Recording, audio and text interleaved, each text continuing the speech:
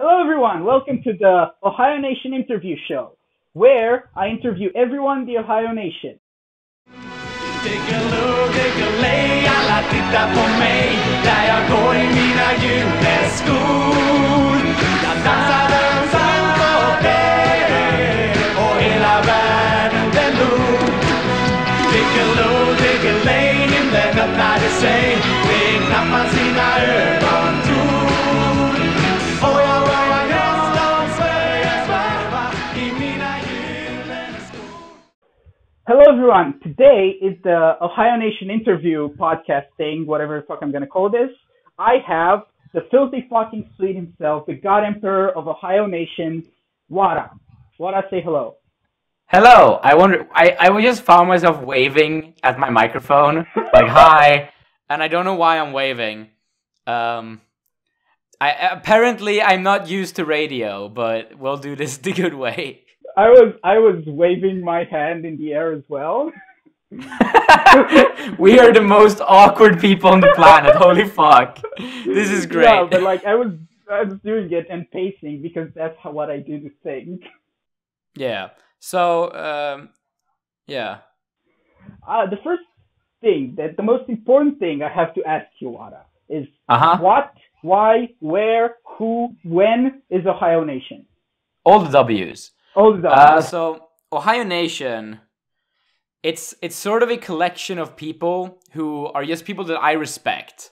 So, they're not always people who I find to be the most funny, or the most interesting, or the most nice, or the most creative, but they're just people who I talked to and I went, yeah, you, sir, are a respectful human being, and I want you to be a part of my life. Because something about you draws me to you. And then I sort of just grabbed all these people and I just jammed them together into a group and called it a name and said, you all are people I enjoy, so now you all have to enjoy each other and we'll be this big friendship group.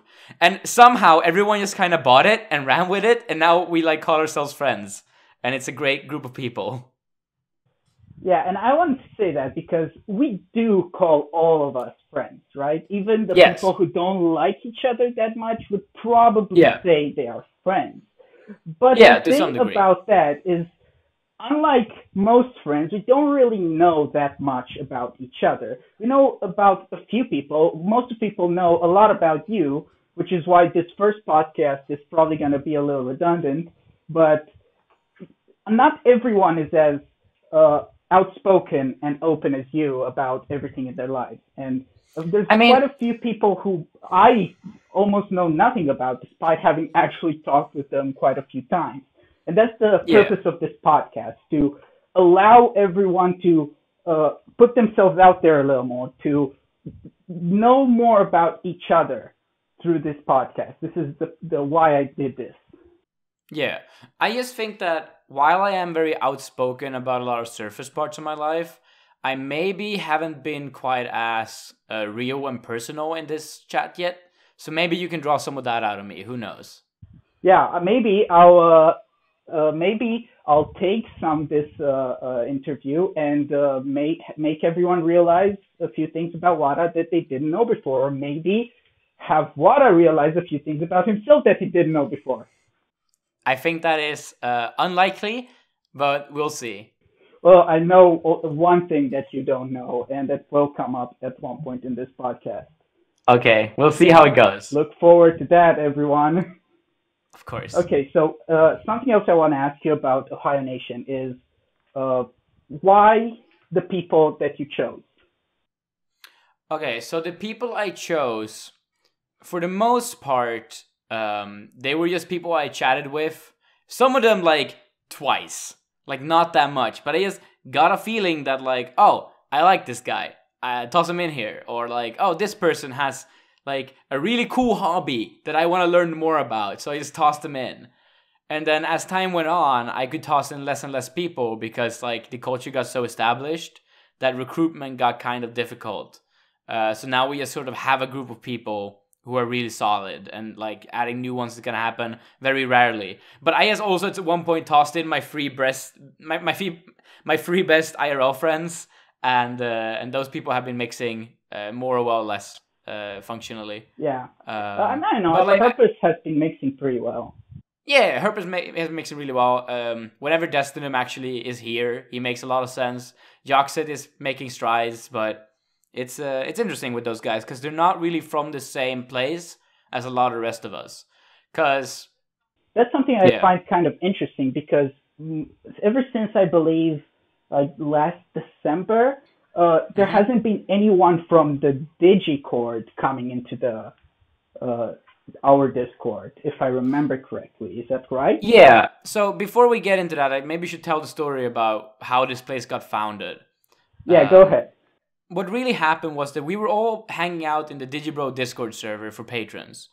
And I had, through some kind of just community unconscious decision, been sort of established as a leading figure of the community.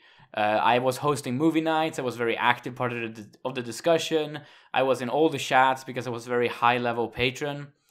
And I ran a bunch of the community activities, and I set a lot of the community standards for behavior. Just with how I acted, other people tried to fit in with that kind of ethos, so to say. And one day, I was in a live stream that Digibro was having in the chat, and I just asked him in the Q&A segment, like, hey, what do you think of the community of your Discord? And he basically disavowed the entire community. He said that I don't like the fact that you set a standard for how people should act to be a part of this community. Because what he wanted was just an open, cold discussion forum where anyone could come in, speak their opinions, and then not really have any real connection to the place. Not have it be a culture of any kind. Because if there is a culture, there is a way to act that is correct and a way to act that is wrong. And he didn't want any of that. He just wanted it to be as open as possible. No standard of behavior, except the one rule, which is don't be a dick. Which is so loosely interpreted that I find it difficult to understand.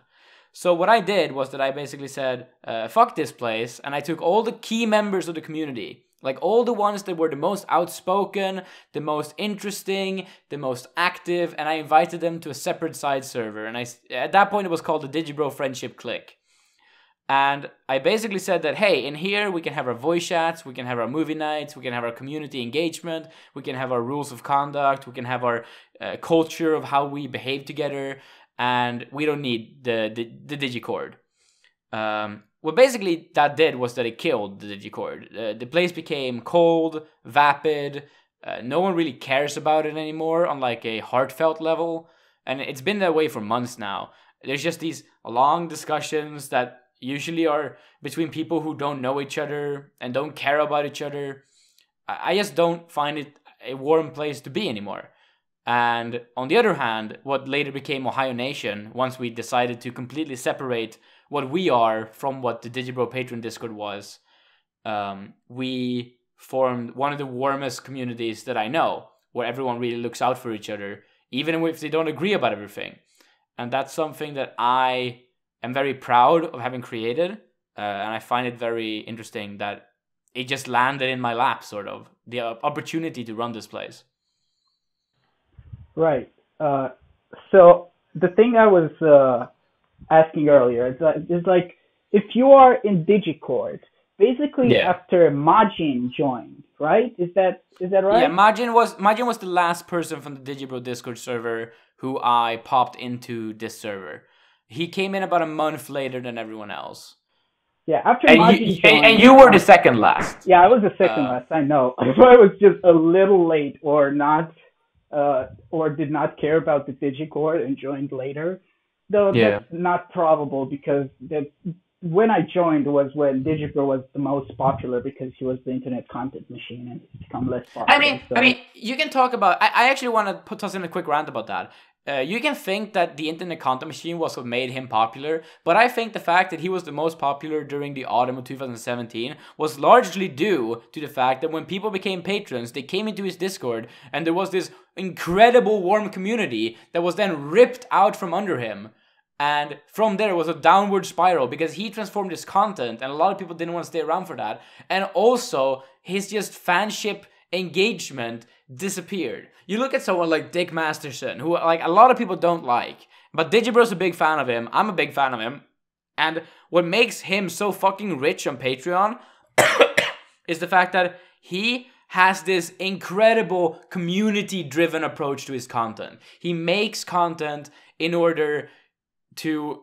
he makes content and then he engages in the reflectment from his fans.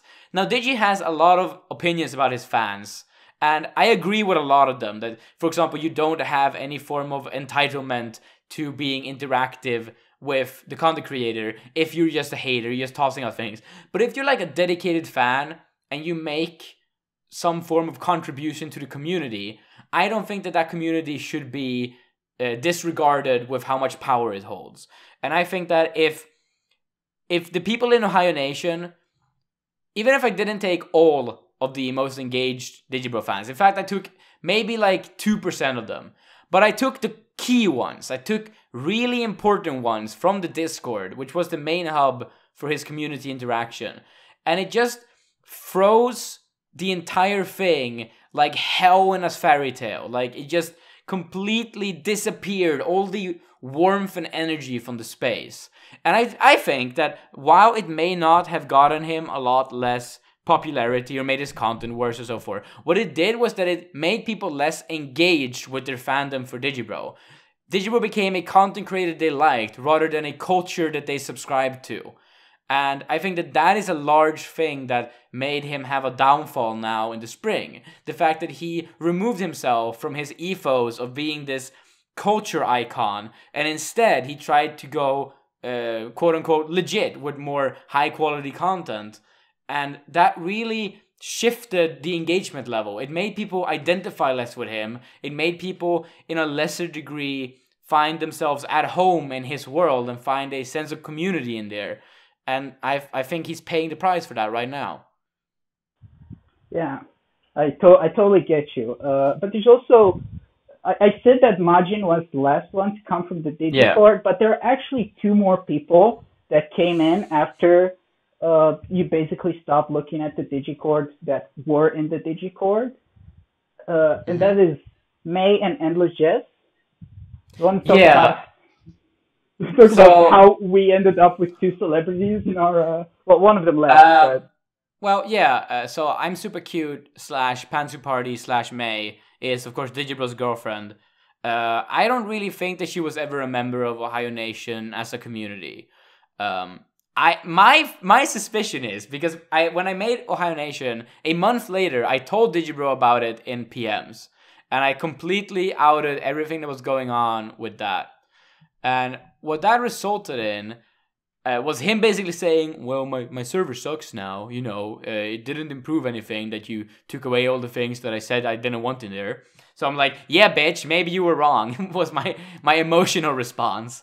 And then I didn't really want to fix it because, you know, I was happy with my side server that was going really well. But like 2 days later, his girlfriend contacted me and was like, hey, I know you have a side server with a bunch of Digibro fans, maybe I should be in there. And I was like, well, fine. It's not like she can hurt it. If she's going to be weird, I'm just going to kick her out. And she was just in there for the longest time. She never engaged with the community. Sometimes she would chat, but it would be like someone asked her a question and she just come in and answer it because she got a notification. But she never like engaged in discussion that wasn't about her. And with Endless Jazz, he's still in the server.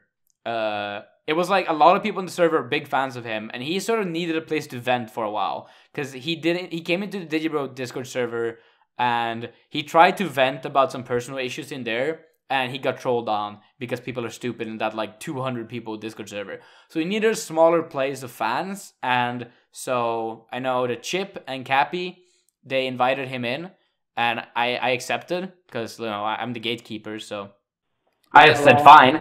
And he came in and he... I was the first one who suggested that... oh, yeah, you too, so... Yeah, and so Jesse came in. Yeah.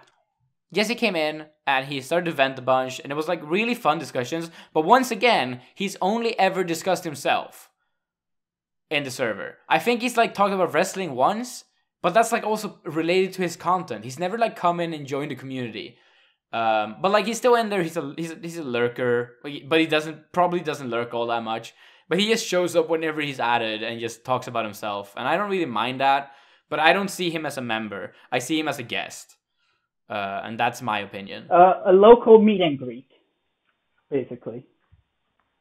I don't know what you mean. If you don't know what a meet and greet is?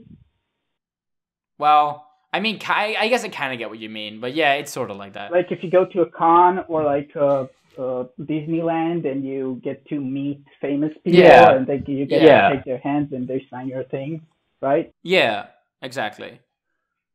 Yeah, that's pretty much it. Like he never really... Look, what I had hoped for was that Jesse would, when he joined, he would sort of like leave the famous Jesse behind and be more the person Jess. And that didn't happen. So, that's it. All right. I think that's enough about Ohio Nation for now. This is going to be really long, by the way. Yeah, it's fine. Yeah, it's because I can't stop talking. That's my number one ability. That's who I am. And no, this is perfect. We're going to talk about that a little later. But right now, I want to ask you, what do you do in real life? What's your job? Well, do you study? So I am a substitute teacher on a municipality level. So what that means is that I work for an agency that is run by my local government for my city. And that agency handles people with partial but not complete teaching education. And what it does is that whenever a teacher is sick in my city, from any age, like I do 6-year-olds, I do high school students, and I do basically all different subjects. And whenever a teacher's sick, they just send me out there. I get a text message in my phone and it says, you have been booked to this and this school at this and this time. And I go out there and I get a little post-it note usually with the planning for the day and what I'm supposed to go through, what pages in the book to go over, what test I'm supposed to correct or whatever. And I just do the work for a day and then I go to a different school the next day. Sometimes I get booked for a week. Sometimes I get booked for 4 weeks. I have longer, shorter stays, but that is what I do. I'm a substitute teacher. And on the side of that, I'm still trying to complete my actual teaching education to be a real teacher. But currently, I've taken a break from that for about half a year. For about half a year because I had some real mental health issues back in... the start of Ohio Nation, around November, December, that really made me not able to continue my studies. So I just sort of said, fuck it, and I paused my education until next August. And also in the summer, I work for a summer camp for kids, where they bus out 40 kids every 10 days for 7 periods during summer, and we just play around and paddle canoes and sit around campfires and stuff. That's my summer job. You just did that, right? You just came back from doing that. Yeah, I came back from a team building weekend. So in April, as it is right now, all the different leaders that were going to the summer camp in the summer, which it doesn't start yet because it starts in June. We just went out for 4 days to have a team building weekend and just hang out and get to know each other better and do a lot of practices and exercises for team building. It was really fun. It's hard to explain what kind of place it is. But it's the kind of place where you just show up and everyone's so open with each other. The whole culture of the area is that you just talk about everything. Everyone discusses the hard parts of their life and a lot of people start crying and we support each other. I mean, God knows I cried this weekend. Just opening up to people about what I find difficult in life, and I got a lot of support back. So it's sort of like a therapy weekend. But also relating to a job of taking care of kids in the summer. It's undescribable. It's one of my favorite things to do. It's really fun. Yeah, that sounds really cool, actually. Yeah. And you also do you plan on going back to studying to become a real teacher? Yeah, as I said, in August I'll be going back to studying, but I'll try to work at the same time because what basically happened when I was only studying is that after a while, I lost the ability to keep track of night and day because I'm not that good at life management. And I went into a spiraling depression due to lack of sunlight in the winter. Because I live in Sweden, in case it isn't obvious. And in the winter, we don't have a lot of sunlight. And if you consistently miss that sunlight every single day for 2 months, it's not good for your health. And you end up not being able to leave the bed after a while and you lose a lot of energy. So that was me in December, January of this year. Well, these last 2 years, because I guess there was a New Year's in between there. I do want to ask you, why did you decide to become a teacher, to study teaching, to become a substitute teacher? So partially, I have a natural talent for explaining things. I'm a good speaker. I'm a good explainer. I can just, As this podcast proves. yeah, I'm just very talented at being able to take something and just keep talking about it until someone gets it. I can usually see things from many different perspectives and try to explain it from different angles. I can find metaphors for anything.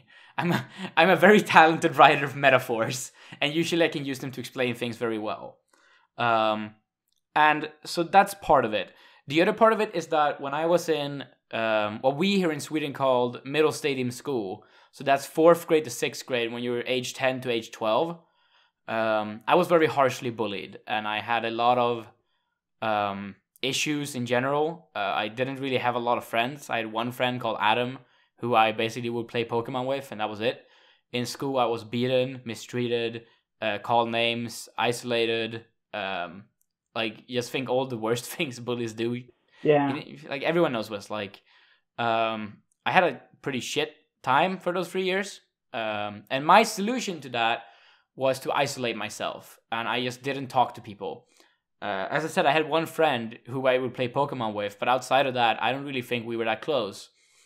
And I just did not speak to people ever. I would walk around myself during the break times. I would just not really talk to my mom that much. And what happened was that I became incapable of conversation.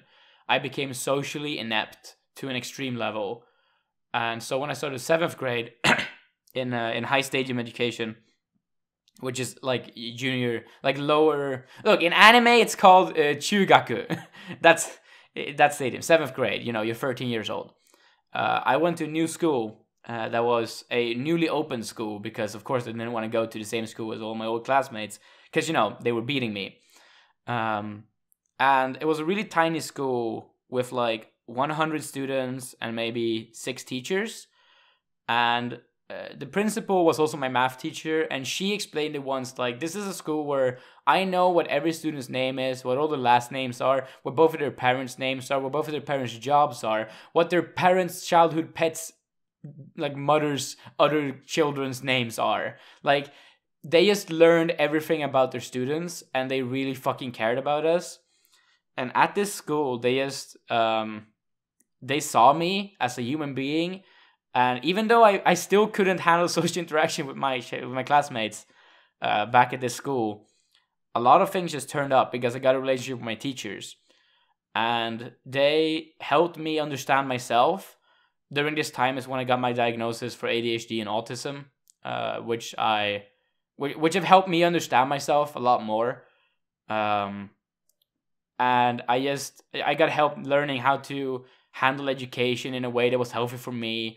I learned how to make friends. I made 2 of my first real friends. One of them who I still am very close with to this day, which is Joxit, who's in the Ohaiyo Nation server. And I became a bit of a human being, I think. And this is where I started noticing my talent for speaking that I actually had dormant all this time. And I became a very outspoken person. I mean, I'd always been outspoken. Even though I say I didn't really talk to people when I was in higher elementary school. What my solution was that basically, if you don't want to hang out with me because you don't think I'm cool, I'm just gonna say fuck all of you, I'm better than you anyway. Like, that is how I spoke to bullies. And then they punched me in the face and I shut up. But I always just had this sense of being better than everyone else because I didn't understand anyone else. And at this stage, even though I still think I'm the best in the world, like, at this stage of my education, my teachers really helped me connect with people instead of pushing people away. And I just got inspired and I wanted to be like them. Like, Jonas, John, and Nina are still like, those three teachers specifically are like my heroes to this day. They're my personal heroes. They saved my life. They made me a human being, and I'll forever be thankful to them. So I mostly started studying to be a teacher just to like honor them in some way, I think. It sounds It sounds like That's the story. your life is basically Hina's friend from Sangatsu no Lion, right? I mean, um, I never left school that way. Um, I went to a different school, but it was still in the same city. But then again, in Sweden, it's very common to change school between sixth and seventh grade. It's just that most people from one school tend to go to the same school. Like, um, I just went to a different school that was like 20 minutes further away. That was newly started. Um, but I did like there's a reason that chapter of Sangatsu no Line hit me so hard because I recognized a lot of the things that were going on there. Um, and I've struggled with like dealing with the fact like the bullying still has scars in me to this day. I'm not past it in any way. Right. At camp last year, my first year at camp, I just um I had to deal with this a lot. A big part of getting to know myself at that camp was to talk about my bullying in front of all these people. And I got to cry a lot about it and learn about a lot about myself, and it was really healthy. Um, I'm getting better, but it's slow because Awesome. scars run deep, dude. Great. I also wanted to ask you about a certain other club other than Ohio Nation that you're in that you talk about quite a lot, and that is the sobriety club thing, right? Yeah, I'm in the sobriety movement of Sweden called IUGT-NTO. Or more specifically, I'm in the UNF, which is the youth segment of that organization. What do you want to know about it? Well, I just want you to talk a little about it. Who is in there? How did you get in there? Uh, and what do you think of it in general? Okay, so the story of how I got into the sobriety movement is very similar to how I got into Ohio Nation. Because my solution, because I never had friends growing up, and I never knew how to make friends, and I kind of realized at one point that I'm never going to be accepted into a group. So what I have to do is I have to make a group and make me the person who accepts other people into my group. Being a leader is the only way that I get anyone around me. And so I developed a lot of leadership skills just through trial and error. But what I did with the sobriety movement was that there wasn't a branch of the sobriety movement in my city, which is Västerås in Sweden, by the way. And so what I did was that I was at this LARPing thing in the summers. And it was basically like a day camp for teenagers aged 11 to 17 to just go out on an island Monday to Thursday, 10 to 17 o'clock every day, every one of those days, and just dress up in fantasy costumes and run around in a fantasy world and play theater together, which is what LARPing is. But it wasn't like a free LARP because there were people who worked there who were like the leaders, and they had like NPC characters sort of that they were playing. So that was really interesting. I actually worked as a leader there when I was 16, which was a lot of fun. But what was happening was that I was getting too old for it. I couldn't be there anymore. I had just done my last summer there, which is when I worked there. And I sort of said, fuck it, these people are like the people who actually I'm able to be respected by. I can talk to these people. I need to create something to unite all of us.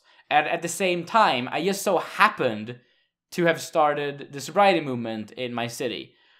Because I just got a note home one day saying, hey, do you want to be in the sobriety movement? And I went, well, I don't drink. That sounds fun. So I went and I went there, and the person who was working for them said, well, then you have to start the sobriety movement because your city doesn't have a branch office. And I went, well, that sounds like a lot of work. But then I had the idea that I should just recruit every single person I respect from that LARPing event to the sobriety movement and make my own club. And so I did. And in about 2 years, I ran that thing, and we went from three founding members to 88 consistently appearing members. We had club meetings twice a week, and often on weekends we had big events outside of those meetings.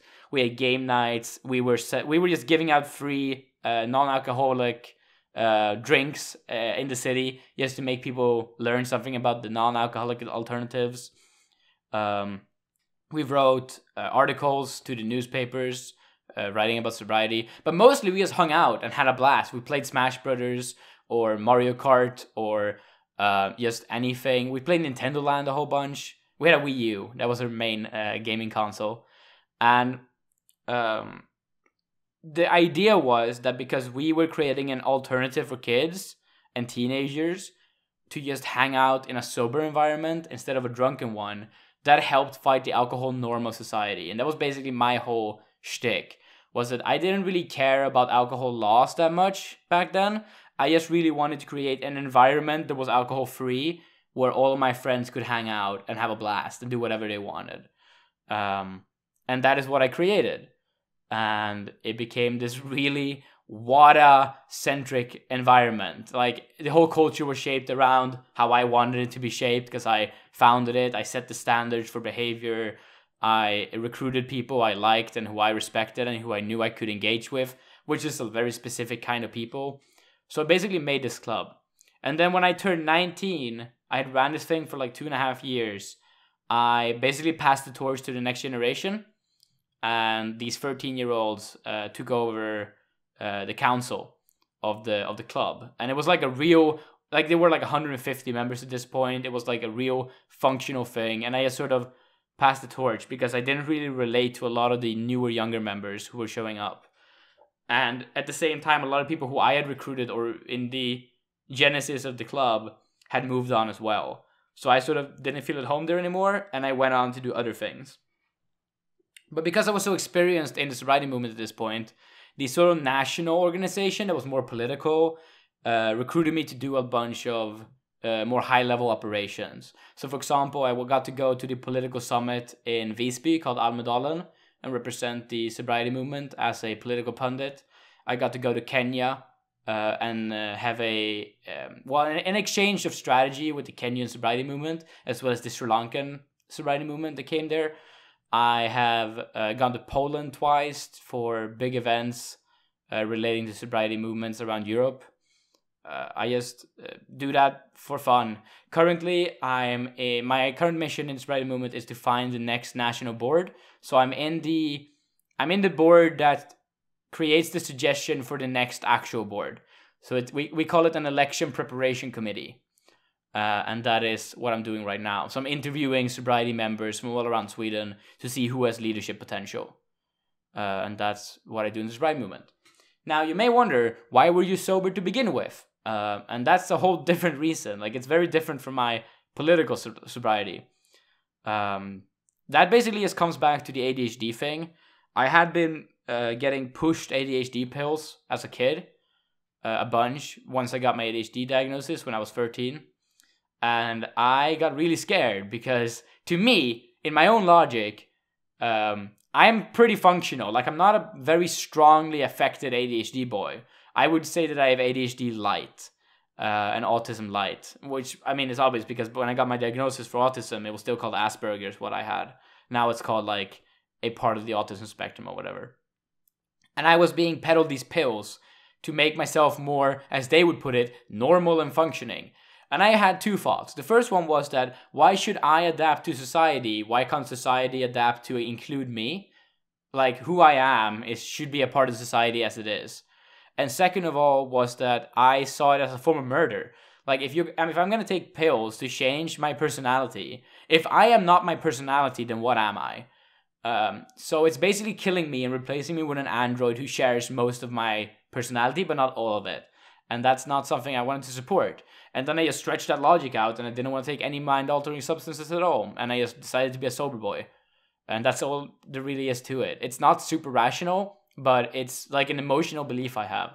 And I want to stick to it. And I don't really care about convincing other people with that argument, because it's just my personal reason. When I talk to other people's sobriety, I try to talk about policy and the crimes of the alcohol industry or the normalization of poison and such things. But when I talk just to myself, it's really that emotional fear of not being who I actually am. So yeah, that's you it. basically made an entire branch of a movement in your city on a whim because you wanted Friends. club. I want a friend. Okay. How old were you when you did this? I was 16 when I started it. Holy shit. That's awesome. Yeah. So it was exactly like Ohio Nation. Like Ohio Nation is my second attempt at doing the same thing. But this one had you go to Kenya and Poland. Yeah, that was after I left the local club though. Because as I said, what happened was at first I just ran this local little club just to have friends. And then once I sort of outgrew that club, the National Organization of Sobriety had just noticed that I was really talented. And they just picked me up to do all these other things, like go to Kenya and Poland and whatever. Awesome. Yeah. I think that's about it for sobriety movement. I wanted to ask you about your hobbies. What are your hobbies in general? Well, I like anime. That's why I was in the Digibro Discord server. My favorite anime of all time is Fooly Cooly. It's really good. Go watch it. If you hate it, there's a beheading station in Iraq. Other than that, I used to be a really big Pokemon nerd. I've competed in Pokemon professionally. Well, look, when I say professionally, I wasn't making any money, so it's not like real professionalism, but I was like very good at it, and I competed in very big tournaments when I was in high school. Most notably, I got top 16 in a Smogon sort of like world championship type event 2012 in the first black and white meta. And then I sort of quit when I was on top. No, my other hobbies mainly include online discussion. I love the picture that says, "Honey, I can't come to bed. Someone is wrong on the internet." Because that's what I tell my alarm clock every single morning when it rings me. It's like, wake up, you have to go to work. And I'm like, well, I haven't gone to bed yet because someone's still wrong on the internet. I'm debating them. That's a big hobby of mine. Like, I'm not gonna lie, Ohio Nation, just running this place with my friends, is a big hobby. I'd say my work is a big hobby. I love pedagogy and just hanging out with kids and teaching kids things, and being a role model is something I really value. I watch regular movies too, not just weird Japanese ones. Not too many regular movies, but I have some favorites. I really like Dead Poets Society, Hunt for the Wilder People. Yeah, those are two really good ones. I recently actually started enjoying a lot of the later Marvel movies. Not so much the earlier parts of it, but like anything past Guardians of the Galaxy 2 is like really good. I went and saw... So like three movies. No, there's like 5 movies there now, right? Yeah, there's 5 movies. Guardians 2, Thor, and There's Spider-Man. And then there's also the new Avengers movie, which I just saw last Friday in the cinema. And I look, that movie had a good villain. Like Thanos. Thanos is really cool. Let's not talk about Marvel movies. Okay, sure. I mean, I really enjoyed them though. Morton is really pulling his hairs right now. Yeah, no, look. If Morton, who is a guy in the server, yes, if he's pulling his hair out, I'll just agree with him that like most of the earlier stuff is bad. I like 2 of the early movies. That's about it. And then I will just say that I like the newer ones because they're not just the same movie all over and over again anymore. Okay, we're gonna have another podcast where I tell you how you're wrong about every Marvel movie ever. But that's sure, or whatever. Right. What are my other hobbies? I like eating kebab. That's a big hobby of mine. I eat a lot of fucking kebab. Yeah, I eat kebab with fries and ketchup, and that's like my favorite food. I like reading from time to time. Yeah, you use Audible, right?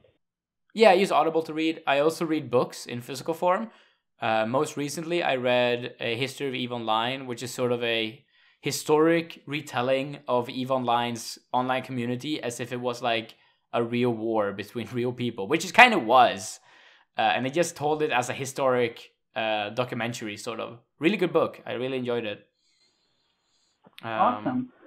I mean, just my studies in linguistics. Because when I'm gonna be a real teacher, I'll be a teacher in Swedish and English, like language and literature. So that's a big interest of mine, just language discussion.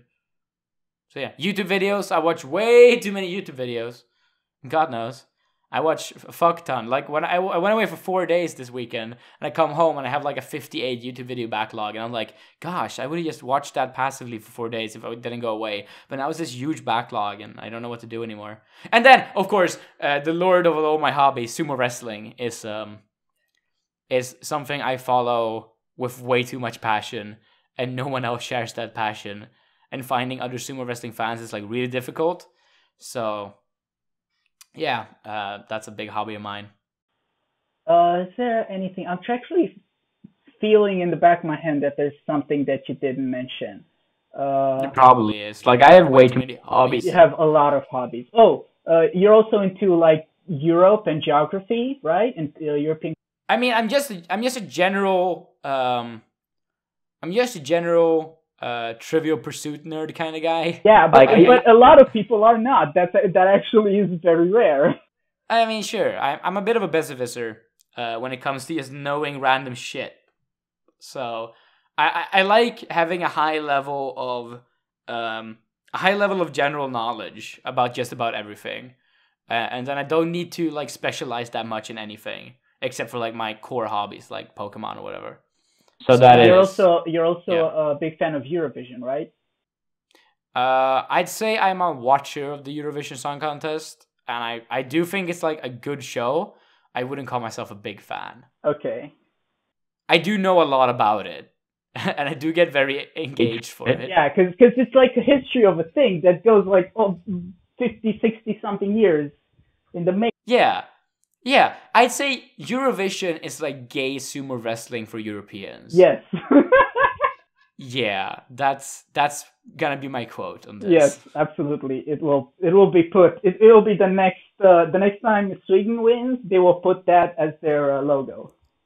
Yeah, that's not gonna be this year. Have you heard their song? It fucking sucks. Oh yeah, I fucking hate your goddamn song. It's horrible. It's so terrible. Like the last two times Sweden won, in 2013 and 2015, I want to say it was. Selmelöv sang Heroes. That was like 2015 or something. And then I want to say it's like 2012 or 11. I think it's 12. Loreen won with Euphoria. And Loreen is actually from my city. She grew up here in Västerås. But like both those songs are like really good songs. Like Euphoria is like Euphoria, like it's fucking dope, and she's like has no shoes on. And it's this really cool performance. And Heroes is like also like a really good song. That was the last year I watched Eurovision like yearly. And then I sort of like heard a few songs from like in general. But Euphoria, I still hear like I was like a month ago at the mall, and I heard Euphoria on the. Yeah, it's like a really good song. Yeah, it's a really good song. But the thing is, I don't think it was sang that well in that Eurovision contest, because the next year, for a year, I thought the song was kind of meh, and there were other better songs. But the next year, she sang it again at the beginning of the next show, and I thought it was so much better the way she sang I it can the see that. second time. I can see that. I've mostly heard the song in recorded forms now, so I just think it's really good. But then like Måns Zelmerlöw with Heroes is like, that's just a song that has everything. It has the bombasticness, it has the rhythm, the melody, the hook. It had the that, like, special really sits in you. The special effects were fucking insane. But then it also had like the emotional core in the lyrics that connected to me as like a former bullied guy, of being like alone and misunderstood and all of that shit. And like finding your own passion. And I just look, it's just a really good Eurovision song, and I'm really happy you won that year. And then since then we've sent a bunch of vapid shit, so whatever. Oh man, dude, I thank fucking God there was this one song, I believe in 2011, that it was like Fame, I believe it was a Swedish song that I absolutely despised, and We've sent a lot of shit. If you want to see the worst Swedish contribution to the Eurovision of all time, go look up the song Las Vegas that we sent in 2005. That was some horrible horse shit. And I still I know it in my head so fucking hard just because I've heard it so many times because it's was it a troll shot song? No. It's just look, Sweden, whenever we don't have something, we send young white guys who send really bombastic poppy things. Send just one time. No, the guy we're sending this year is exactly that. And the guy we sent last year as well. We send Justin Bieber, but like a more. But if he was like a regular ass male model, they all look like male models with like these super square faces and really like jelly short hair, and they sing these super generic songs. And the worst case of all time that started this whole trend was Las Vegas in 2005. It's so terrible. It's like the worst song I know. I hate it so much. God damn it. I was saying earlier how we shouldn't talk about Marvel movies because people don't care. I think people are right now passing out that we're talking Oh my about God. Eurovision. Look. If you talk about anything with enough passion, it becomes interesting. That's what I learned about podcasting. Yeah. Do you have any other hobbies other than consuming media, like any sports, going to places, visiting, anything? Well, I'd say that I go to summer camp every summer, but I mean, that's just my work. But like, I do like going out in nature from time to time. I took my sisters just walking in the forest one day recently. I don't know, man. I've done a lot of different things throughout my life. I've done what's it called? Track and field for a long time. I did just general free athletics. So I did high jumps. I did javelin toss. A bunch of those different things. I did jiu-jitsu, the combat sport, for 9 years. So I'll fuck your shit up, fam. No, jokes aside. I've done like a fuck ton of things. I make shit on the internet occasionally, like shit posts. We're gonna talk about that a little later.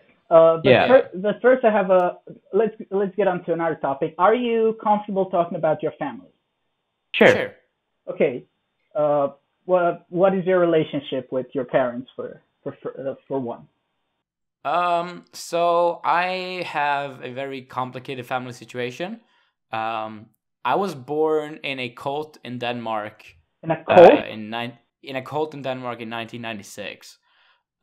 So my mom was involved with a cult called the UFF, or Danish Twinned.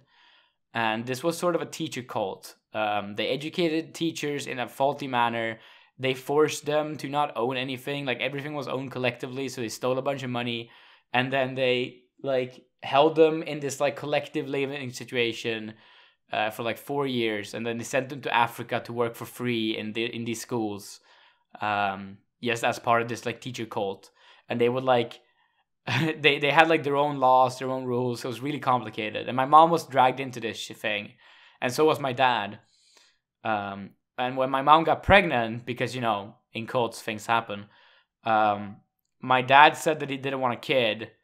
And then my mom said, well, I'm keeping the kid, so fuck you. I'm not doing an abortion. I want a kid. And my dad basically said, well, okay, I'll be a dad. And then my mom gave birth, and my dad picked me up. And he said, yeah, no, I can't do this. He gave me back to my mom, and she never saw him again. He fled to England and, like, has a new family now or something. I don't know him at all. I've never met the guy. He's still in the Netherlands, right? What? Is he still in the Netherlands? No, he fled to England. He lives in England. But he was Dutch. Yes, he was from the Netherlands. But he lives in England. He's lived in England since then. He has a wife. He has 3 new kids who are my brothers who I've never met. Their names are Alex and James and Robin. Those are my brothers in England who I don't know. Alex is like 12, maybe 13. James is 2 years younger. Robin is 3 years younger than that. I know all these things, but like, he won't talk to me. I've sent him letters. I've had Facebook discussions with his new wife. Of course, I'll get to that. I've tried contacting him at least, and he's never responded. So my mom, when I'm 3 weeks old, she leaves this cult, and she moves back to her mom in Sweden. She owns nothing at this point. Like, she's completely broke. But she gets a job. She starts working at just like at some kind of preschool. And when I'm 3 years old, we moved to Västerås at that point, just so my mom could get a better job. And my mom says, "Hey, 3-year-old Joel, we're going to the Netherlands to meet your grandma." Because my mom had her contact information, so she just went to the Netherlands and found the mom of this guy who she had a baby with. And the mom and this grandma is kind of accepted that I was the kid of her son. She said, like, yeah, it sounds like something he would do. So she has decided to be my grandma, and I have a great relationship with my grandma. And then the little brother of my dad was still living at home, and my mom fell in love with him and took him home to Sweden, and they got married. And then we moved to the Netherlands, and I lived in the Netherlands until I was 7 with my new dad, who is my uncle, but he's my dad. I call him dad.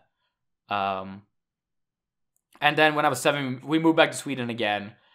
And since then, I've had I had 2 sisters, and then I had another brother, and then I had another sister just recently, who are like babies still. So I have 4 siblings now. 2 sisters who are 12 and 10, and then like Theo, who is 1, and little Amelia, who's 0. And what's your oldest sister? 12. 12? What's your relationship with them? My oldest sister and me have a great relationship. She's like baby me. She's just as weird and autistic as I am. Although, but both my sisters kind of reject technology. They can't use a keyboard. They're 12 and 10, soon 12 and 11, and neither of them can use a keyboard. Neither of them wants to speak English. It's just a mess, you know. But instead, my older sister is convinced she's a pirate. She loves pirates. She dresses up as a pirate every single day for school, for home. She just really likes pirates, and that's her thing. She's 12. She's a cute kid. You've mentioned earlier about your mental health problems. I want to ask you, how does that affect you? How do you deal with that? So I have, like, of course I have my autism, and that's like, it's just something that's a part of me. I get screechy. I get really invested in things I like. I get really uninvested in things I can't deal with. I'm socially awkward in a lot of ways. Less so like this when I'm just talking to someone on the internet. More so when I'm like in a big group of people. I'm prone to depression because of these things and because of my bullying background. I've had 2, as I would describe them, as great depressions. One of them was in the end of high school, and the other one was in the fall of this year, like in the first month of Ohaiyo Nation starting. And Ohaiyo Nation really was the cure for that at the time. And like all of my depressions and mental health issues really come from one thing, and it's loneliness. I've lived a very lonely life because lack of friends for a long part, the bullying, just this. I don't have a great relationship with either of my parents. Like my dad, who like the new dad. Him and I clash a lot. Our relationship has been great the past like 3 years, but it's very passive. Like every now and then we'll discuss something, we'll be really close and really enjoy each other, but it won't be more than that, and like happen once every few months. And me and my mom are incapable of living together. If we're together for too long, we clash hard. And this has been a common factor of my childhood, my whole life. Like I clash with my mom all the time. And at one point when I was 19, she decided to toss me out of the house because of this. So I was homeless for a month before I got an apartment. I basically lived in the hallways of my school at the time.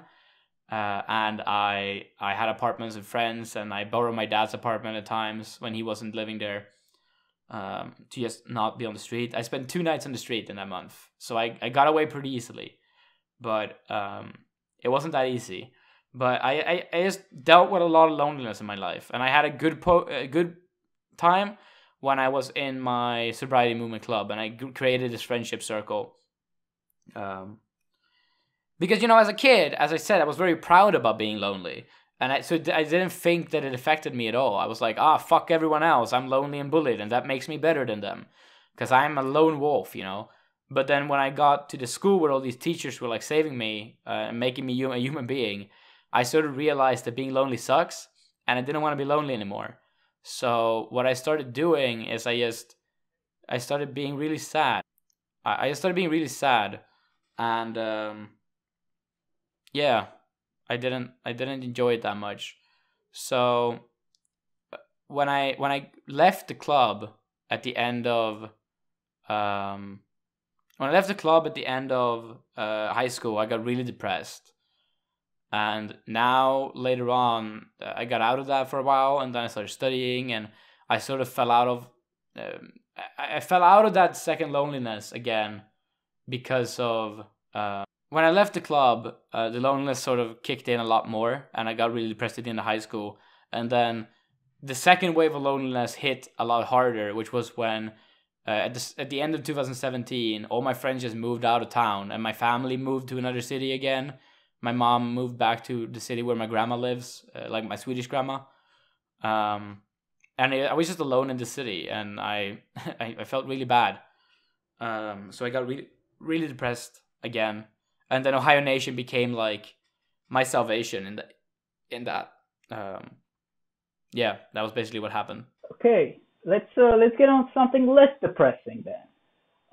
Let's talk about the internet. Let's talk about YouTube. What is your relationship with YouTube? How did you get on YouTube? How do you operate on YouTube? My first channel was a channel called Mega Cubone. And it was because I was a big Super Skarmory fan. So I wanted to be a Pokemon Let's Player. I never made a video. And I was still disappointed that no one was a fan of me. Just because I had the name Mega Cubone, and I thought that would like... at this point... I never made a video. Why do I have 0 subscribers? Look, I was 10 years old, okay? I was 10 years old. And I was a massive fan of Super Skarmory. I was the top poster on the Super Skarmory fan forums. I was like... the way I was like Whatta on the Digibro Discord server... When I was 10, I was that for the Super Skarmory fan forums. Like the exact same, like the most dedicated fan, the most outspoken fan, the most spamming fan. The like core part of the community who everyone knew and everyone had a relationship to. That was me back then. I've always been the same guy. The whole thing goes in circles. But then one day, walking home from school, I just thought that, hey, you know what would be a fun like channel idea? It would be what about things, and I would just talk about a thing every week, and it would be like, hey, what about coffee machines? What's that about? How did that invention come about? And I was 12 at the time, and I was like, I'm gonna make this show one day. I never made the show, but I did take the name What About Things, and I started naming myself that everywhere. You know, you gotta get the branding going for the show.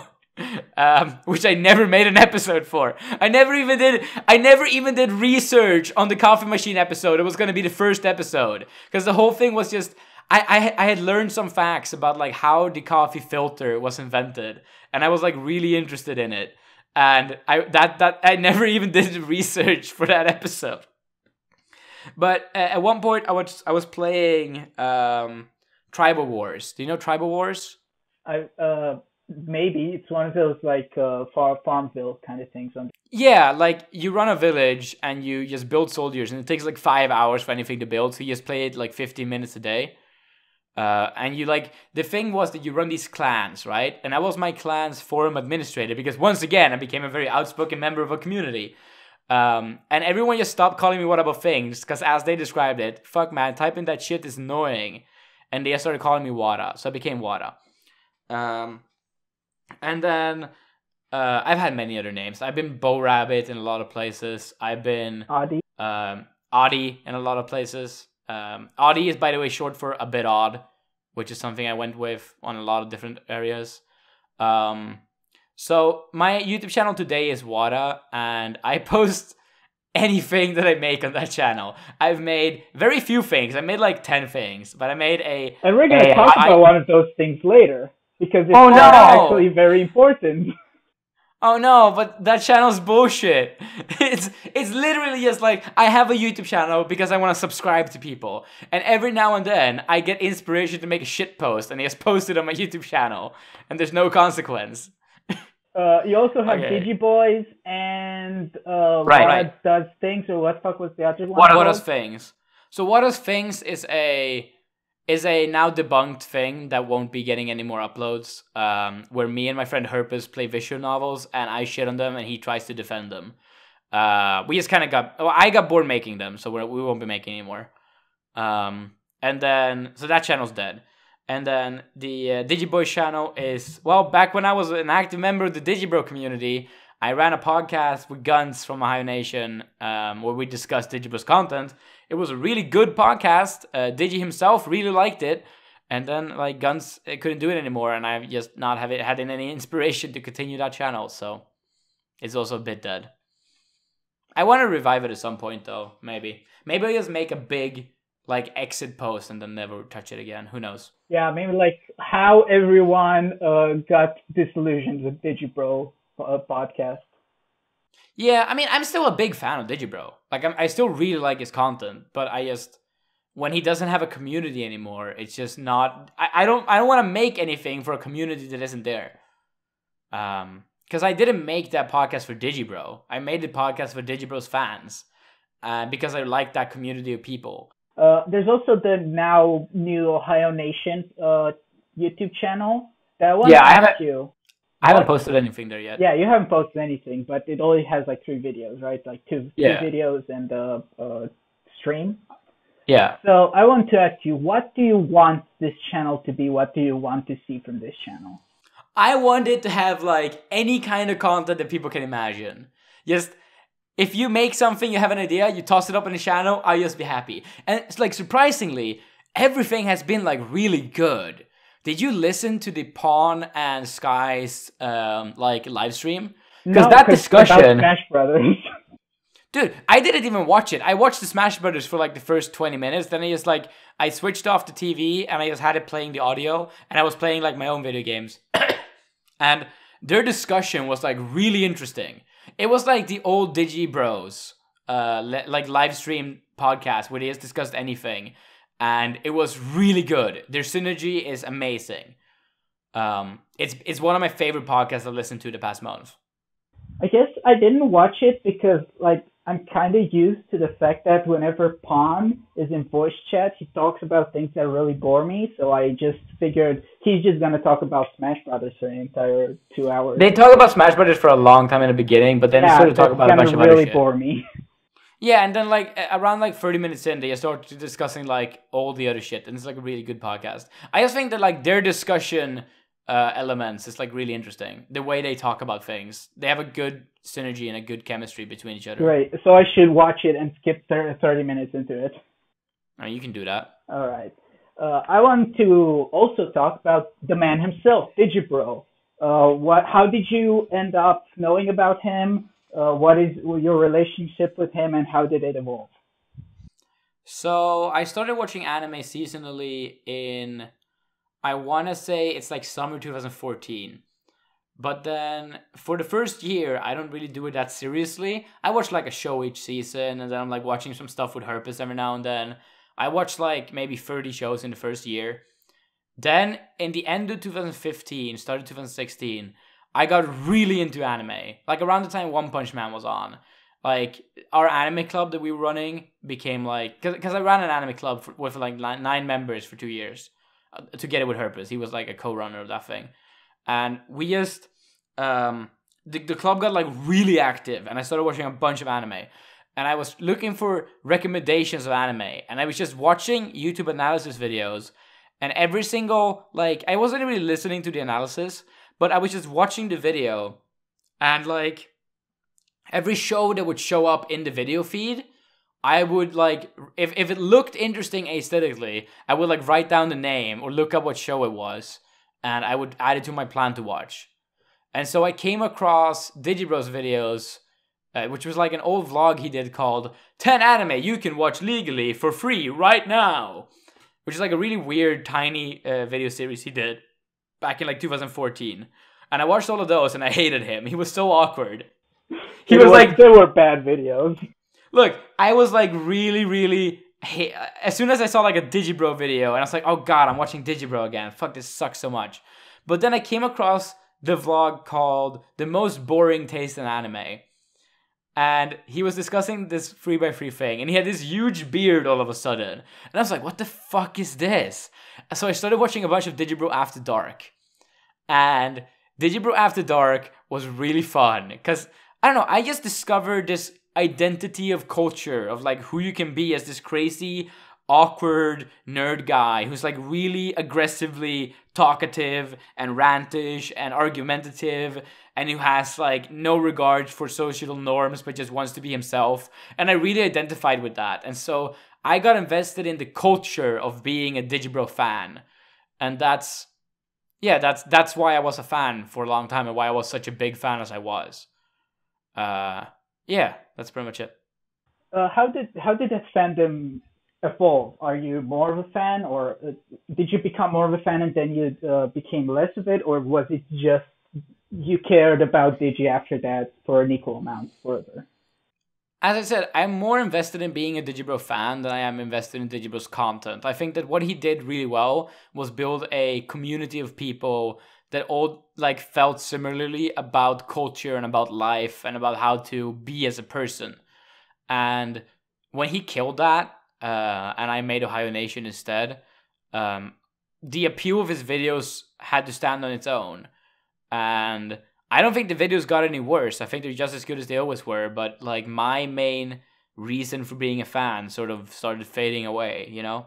Yeah, I think one of the main things that made Digibro be able to do that is like his patron exclusive podcast.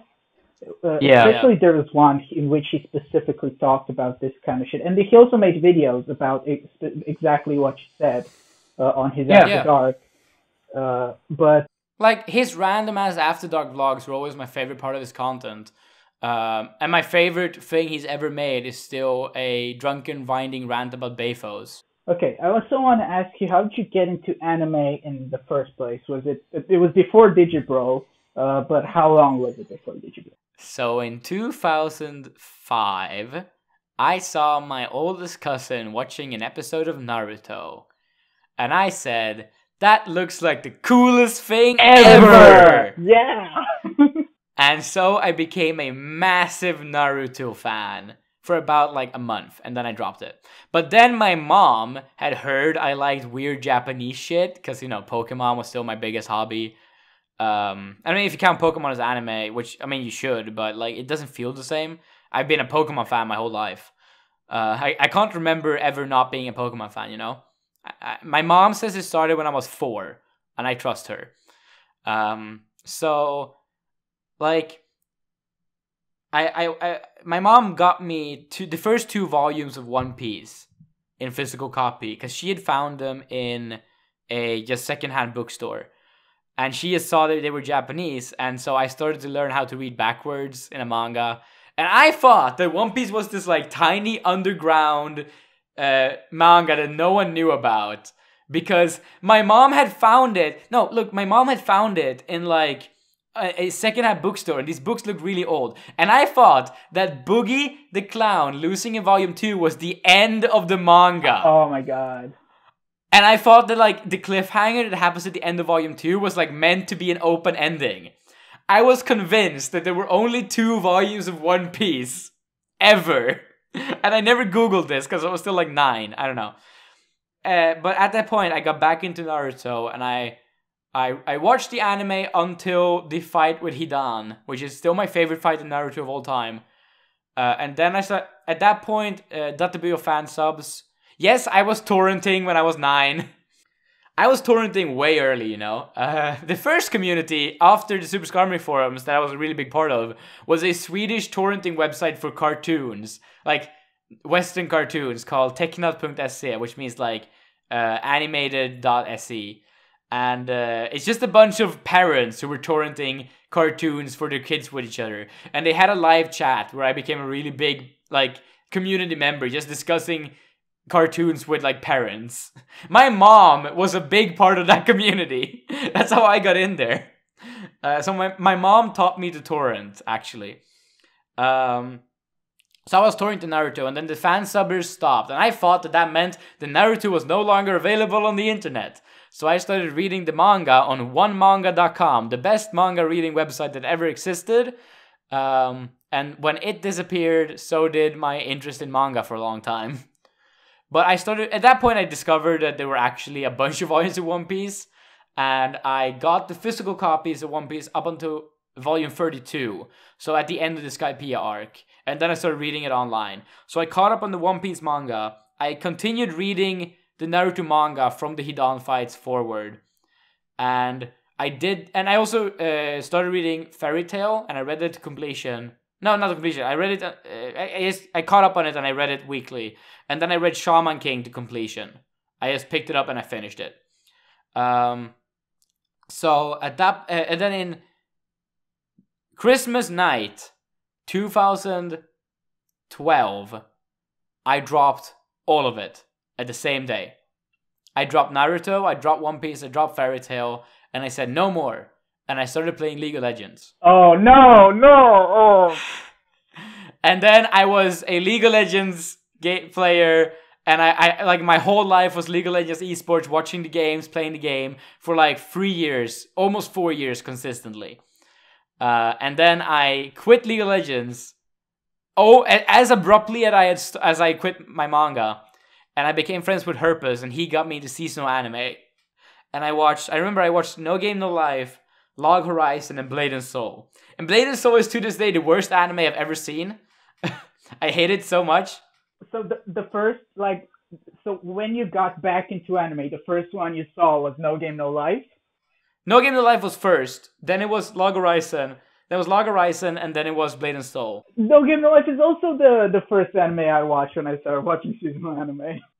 Yeah, it's funny because I actually got into No Game No Life because Hai, who was at the time the mid laner for Cloud9 in League of Legends, tweeted that he really liked No Game No Life. So I watched it, and I left League of Legends because of it and became an anime fan. And then I met Herpes again, because me and Herpes had been friends for a while. Because the part I haven't covered here is how I accidentally started the biggest gaming circle in my city. At one point in between here, I just on a whim met a guy at game when I bought Pokemon White on the release date of Pokemon White. I don't know what year that was, and that guy was just standing around talking to anyone who bought the game to try to make friends who also played Pokemon. And of course, I'm weird enough that I took him up on that offer.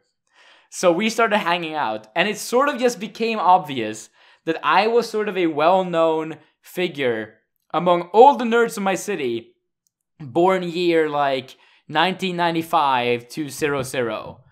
All of them just knew me because of the sobriety movement and the LARPing and that thing I started. And he was the same thing for people born like 1990 to 1995. And so like our friendship like merged all the 90s born kids who were nerdy in my whole city to like this mega club we called it Adde's Duelist, because that guy's name was Adde, and he became like a front runner, and I became like the leader behind the scenes, sort of. And that group like had like 100 members who were like really dedicated and had like these massive, like they were parties pretty much where we like played Yu-Gi-Oh, and that's where I met Herpes, because he was from like one of Adde's friends. And later on, Herpes had started a tiny anime club with some people from there.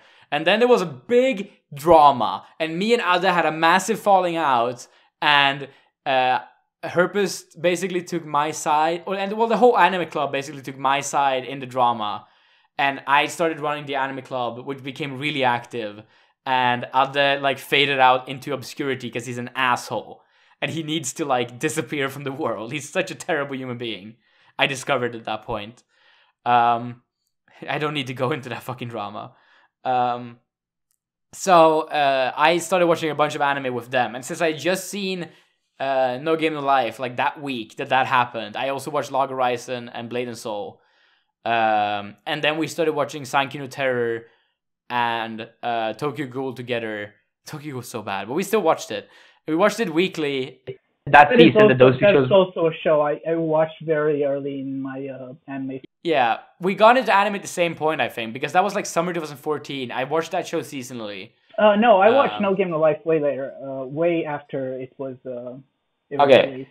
I don't watch shows weekly ever. Yeah, but that's what I did. I watched Sankey no Terror and Tokyo Ghoul weekly with my friends after just having finished those other shows. So yeah, that's basically how I got into anime again.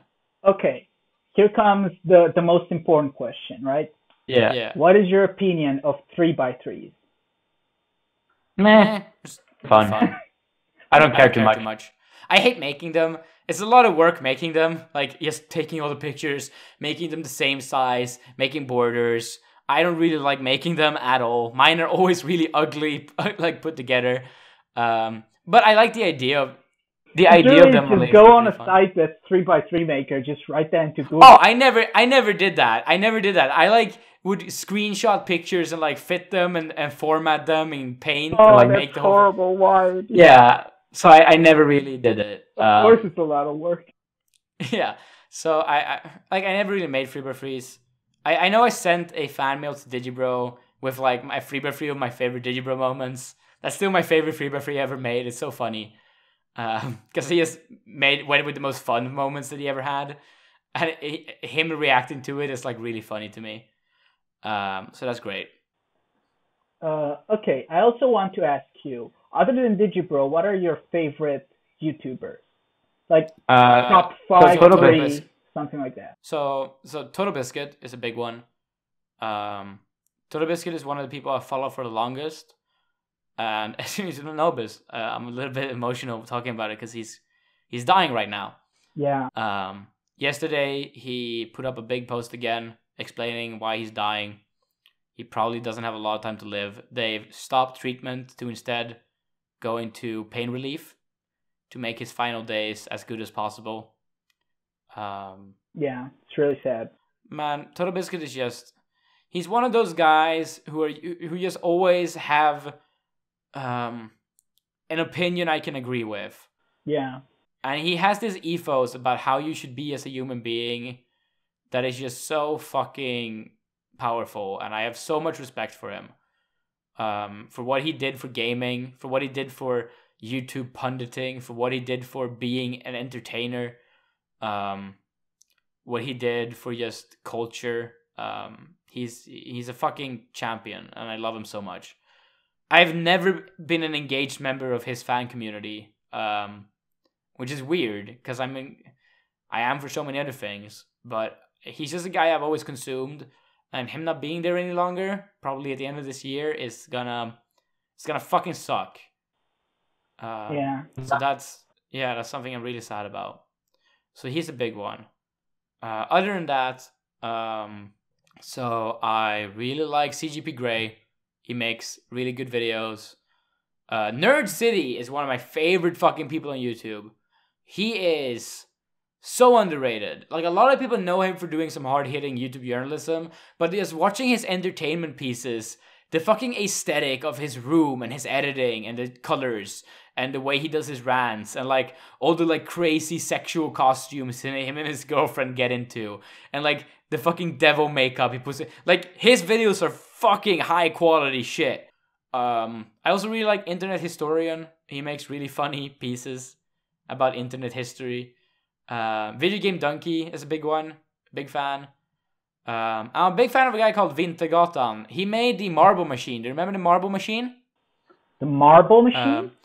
Yeah, he made a machine that like plays songs by a bunch of marbles going through it. It goes like I know. ding ding ding ding ding ding. Yeah, that guy has been building a new marble machine for like 2 years, and it's a really interesting series about how he builds it. He's also Swedish, so that helps. I'm a big nerd fighter. I really like the Vlogbrothers. I've been engaged in the nerd fighter community from time to time. Never been a big member of it. Never really gotten that engaged, but I've like been around in the background of it.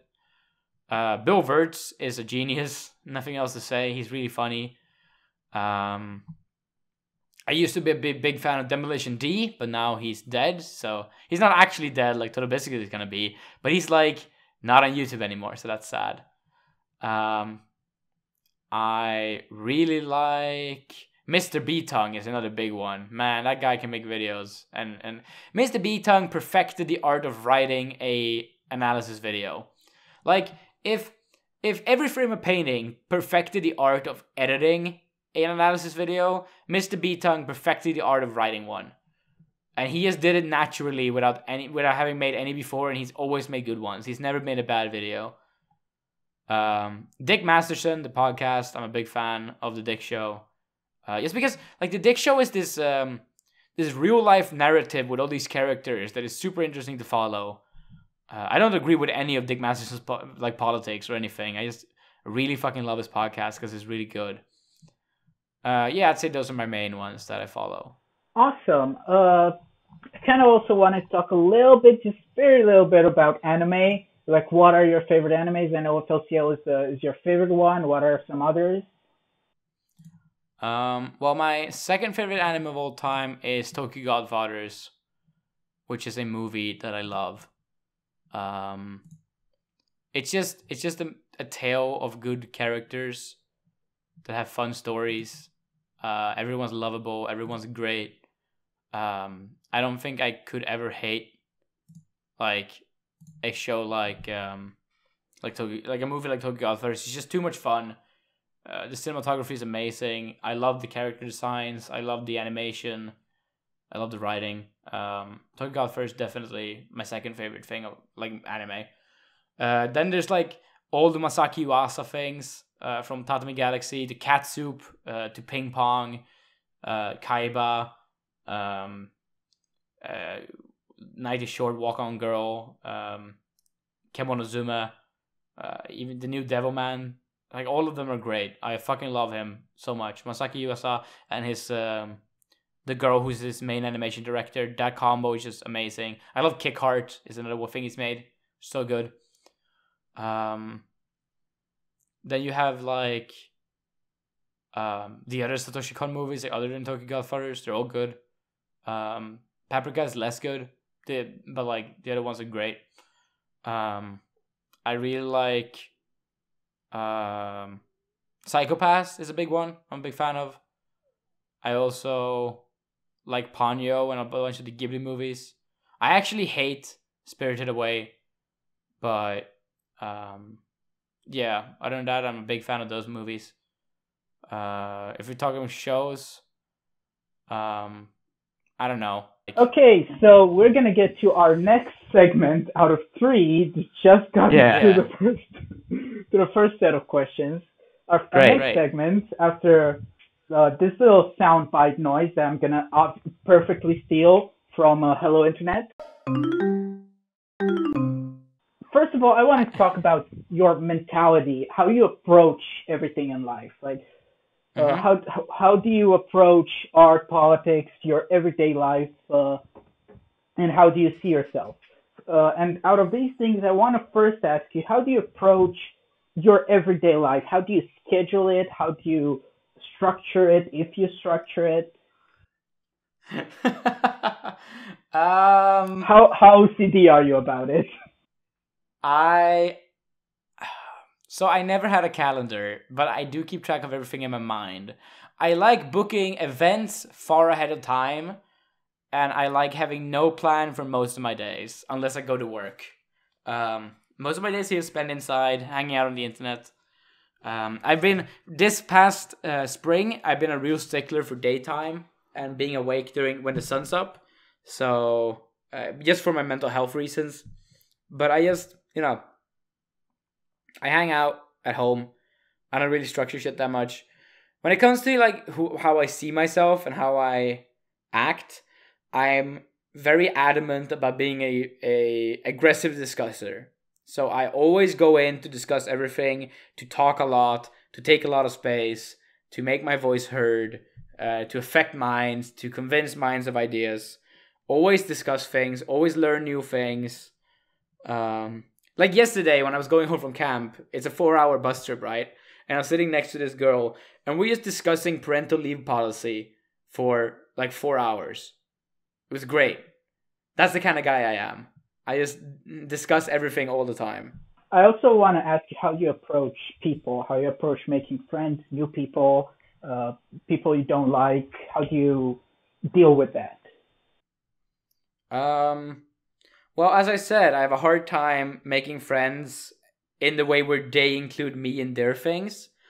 What I usually do is I make something and I advertise it to people and I try to make them join me in my thing. And so I sort of recruit friends rather than make them. That's how I just make something and I hope people want to join it. And then I make those people my friends. How do you approach politics? Politics. How do you? What do you think of politics? How do you deal with it in everyday life? Where do you get your information from? So I have a lot of. Sorry, I'm yawning. I have a lot of different places I consume politics from. But mainly, I try to think of every issue as its own thing. I try to not stick too much to a political grid line. But I tend to fall a lot more left than right. Yeah, so Um, you're a I've left-leaning centrist. Yes, left-leaning centrist. But like in a lot of the areas where I lean left, I lean what some people would describe as very strongly left. Not so much on economic policies and not so much on social policies, but mainly on like things such as like when it comes to welfare. It's both a social and an economic thing, but it's mostly like a societal structure thing. Right. I believe in so one thing I also said is that I believe in security over freedom in a lot of ways. For me, freedom is a very secondary part. The main thing I want is that if I fuck up my life and things go bad, I don't want to be without food or a roof above my head. And if I can guarantee that for me, after that I can start worrying about freedoms. Okay? Right. That's the main sort of opinion that I hold. But then when I do get the freedoms, I'm a very like all in or nothing kind of guy. For example, I like subscribing to a lot of feminist policy, but yesterday on the bus I was discussing parental leave, and I was basically arguing that forced 50-50 parental leave is a bad thing because of families' freedoms to choose their own economic situation. So I don't believe that the government should like force the father and the mother to take 50-50 of the parental leave situation. Now, all the Americans listening, you may not know, what is parental leave? We don't even have that. That's because you live in a shithole. A real shithole country. You know, like your president calls other countries, such as Haiti. That's what I call your country. Anyway, is that enough about politics, or do you want to know something else? No, I think that's enough. Yeah. I want to also ask you, how do you approach art and criticism? If I have fun, it's good. Awesome. Perfect. That's but- the best. but There's no. nothing. No, I want to make something very clear, because Herpes is gonna see this and be like, wait, I thought Whatta was like, no fun allowed, art has to be actually qualitative to be good. Because he's like, oh, if I giggle at it, of course it's good. For me, it's like, what I find to be fun is qualitative, well-crafted, well-produced work. Or just creative, weird, extreme things. I cannot enjoy a vapid thing that's just kind of enjoyable. I just don't find it enjoyable, even though other people do. You know. So that's the addendum to my statement. Okay, one final question that is hard, and this is, how do you see yourself within the Ohaiyo Nation group? I don't know. I just kind of act like I always have. I talk with authority, which like I just do that naturally a lot of times. And it fits because I'm sort of a leader in the group. I know that. I'm comfortable in that. I know that a lot of people look to me as a mediator and a leader of the group.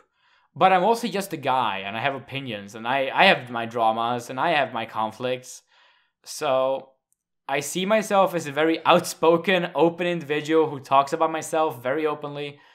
I like being funny. Like, if I'm not being funny in a chat, I have a hard time feeling like I'm doing a good job communicating my points. I make a lot of quips. I make a lot of jokes. I make a lot of sarcastic comments. I just find that to be a fun way of communicating. So I see myself as a funny guy. Awesome. And now we're basically done with most of the questions about you. We're going into our next segment. This segment is our legacy segment that we're going to call now the meme corner. Here we're going to look at some of Whatta's memes in the Ohaiyo Nation and dissect them and see what Whatta thinks about them. And the first one is, when you are in the Ohaiyo Nation or even in the Digicord, you might find that there is this event when Whatta is typing, is written right down at the bottom of the page, and then it just stays there. And just stays there, and you know what's going to happen. At one point, people might take out their snipping tool, take a picture. Hide your children. Save your loved ones. And post. Get in the shelters. This is the Whatta wall. Whatta, what do you think of the Whatta wall meme?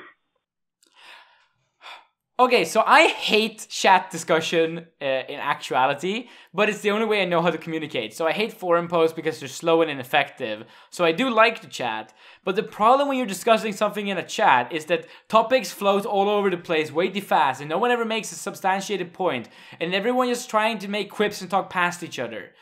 No one makes a properly formatted argument.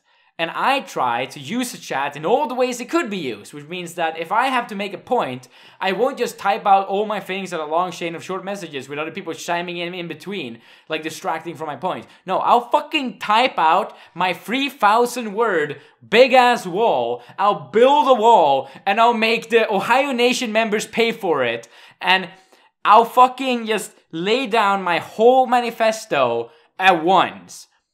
And I think that is a very effective and great way to communicate without having any misunderstandings. You heard that, folks? Whatta, vote for him. He will make chat great again. Yes, I'm making chatting great again. We shall build a wall. It will be a magnificent wall. It will be tremendous. Tremendous wall with tremendous words. I have the best words. All the best words. Another meme associated with Whatta is that at some point you might find people in the Ohaiyo Nation with stupid little squigglies all around their all around their names. There aren't any. That happened once. There's still one person left that still has a squiggly above their name, and that is Big Boy Fargo. It happened once. Big Boy Fargo. Big Boy Fargo. Big Boy Fargo. Fargo. Yeah, Big Boy Fargo. Because the squigglies changed the pronunciation. You know? Well, you want to? No. It's just that in Swedish, we have the 3 extra letters: the O, which is the A with a circle; the Ä, which is an A with 2 dots; and the Ö, which is an O with 2 dots. And the O, I just think look funny. So one day, I just sat down and changed a bunch of A's and O's into O's, A's, and Ö's. Oh, one day, as if it just happened one day and it didn't go on for like a. No, people just didn't remove it. I never added things back again. I removed it like 50 times and you added it back again. No, I didn't. Yeah, you did. You're lying. You're lying. You lie changing people's names. No, you lie. You were Mom Shammy with an A, and then you changed it back, and it's been Mom Shammy ever since. But then I changed your name to other shit, just for fun, but it wasn't that meme. You do, though. I didn't put the dots back. We're getting into a new meme, and that is, you do though like to screw with people's names a lot. Case in point, it's just a stupid joke. It's a stupid joke. Sky got the name, "Hi, I haven't seen K-On yet, please punish me," or something like that. And then I changed it so that he couldn't change his own name anymore. And he had that for like 2 days. The thing is, I only kept it so that he couldn't change his own name for 15 minutes. Then I changed it back again. He has never noticed that he could change it back. That was the joke. And I've done that joke several times. Yeah, you've done that joke quite a few times. And since you have the power to do that in the server, that is the meme, that Whatta uses his power upon your name. Yeah, but it's always funny. Has it ever not been funny? Yes, whenever you do it to me. No, fuck you. You get the best one. Also, Bailey never changes it. He's been Bailey Roughbottomshire for a few days now. And it was just, I was making fun of him being British, so I changed his last name to Roughbottomshire. Because it sounds really fucking British. So, and he has never changed it. Wait, you did that? I did that. I didn't know that. Look, I changed Bailey's name to Roughbottomshire, and then I told him, hey Bailey, you do know you can change your name, right? And he said, no, I didn't know that. I said, well, you click here and you can change your name. And he said, okay, thank you. And then he never did. He has kept it. Awesome. Yeah. It's a great name for Bailey, though. It is. It's so good. Roughbottomshire. Hi, chaps. My name is Bailey. Bailey Roughbottomshire. There's also a few diversions to your name, Whatta. Other than the ones that you gave to yourself, there are two regional meme dialects that change your name completely. One of them is the northern Swedish regional meme dialect that changes your name to eel. You want to talk about that? No, I don't want to talk about that. I don't want to talk about eel. Eel, look, Destinum, you motherfucker. For 4 years, you called me eel over a stupid pun over my real name. It's a bad pun. It's real bad. It's not funny. But through pure consistency of stubbornness, you made the whole fucking sobriety movement call me eel for about at least one of those years. There was an event called, so they changed the word Christmas, which in Sweden is jul, and they changed it to Joel, which is like my real name. And then they changed the Swedish year the Swedish name for year is år, and they changed it to ål, which is the Swedish word for eel. So it was like happy Joel and a happy new eel. And it's like a pun in Swedish. And that was like an event that 20 people showed up to celebrate Christmas together. Awesome. That's amazing. I hate it. I hate it so much. You're awesome, eel. Fuck you. There's another regional meme dialect that screws with your name, Whatta, as you screw with everyone else's name. And that is the English, the British regional meme dialect. Who calls you? Do you know what I'm talking about? No. Who calls you Delicoon? Fuck you. That was you. That wasn't fucking Bailey. Yeah, no, Bailey invented it. I mean, yeah, but you invented that I look like Delibird. Yeah, but Bailey's the one who blessed us all with the term Delicoon. I look. I don't know why everyone thinks I look like a Delibird. I really don't get it. Like I genuinely do not understand. But everyone sees it. Everyone just seems to think that, yeah, that makes sense. You look like a Delibird. I don't get it. Like, is it because he's a bit pudgy? I know I'm a bit pudgy, but like... It's because it's because it works well with the other big meme that you have, is that you are Swedish and you talk about Sweden a lot. And you're basically Santa Claus. And you're also the one who gave us everything we have on our server. All the surprises, good and bad. You are the patron saint of the Ohaiyo Nation. But I also look a bit goofy and weird. Yeah. And no one really remembers me. See, that's not true, right? No, that's Delibird. People remember Delibird. That's not true. Every time someone mentions Delibird, I go, oh yeah, that's a Pokemon. Well, you don't remember yourself. Everyone else remembers Delibird. No. Delibird is cool. It's like... I won't even fucking argue this. Now, do you know about your tag, Whatta? Filthy fucking Swede? You're gonna have to look at your tags right now. Oh my god, I'm Delicoon! I never knew. What did Cappy do? Cappy is the second administrator of Ohaiyo Nation. Hi Cappy, you fucking Canadian bastard. Oh, this is amazing. You French Canadian bastard. It's not only her. I was the one who had the idea and went to her to do it. Right after Bailey blessed us all with his godly term, Delicoon, that we now call you that. That's what we do. I immediately went to Cappy and said, let's give him a Delicoon tag and see how long it takes for him to notice. And you never did. And it was fucking hilarious because clicking on your name and seeing, oh, Whatta, he's Delikun. Oh, amazing. Are you still there? Yeah, I'm here. Did that make you mad? No, I'm disappointed. A little grumpy? I thought the memes of this server would be funnier. Okay. I actually don't see it. Amazing. This is the best part of the podcast by far. No, so not the part where like I emotionally like put myself out in the open and like show everyone a deeper side of my personality. No. This part where you bully me over a stupid Pokemon I don't think resembles me. That's the best fucking part. Yeah, sure, Momi, you can fucking think that all you want. But if you look, this is why I said Momi is not fit to host the fucking interview show. This is fucking why. You have no sense of what an interview should be about. This is your shit Romanian taste putting itself bare before all of us to see. I'm literally ripping the fucking letter out of my share right now because I'm so frustrated with how bad this meme is. I need to put that letter in the trash can. It's not good that I ripped it off my share. Oh my god. Oh, this is amazing. Thank you, Whatta. Thank you for that amazing rant. It was perfect.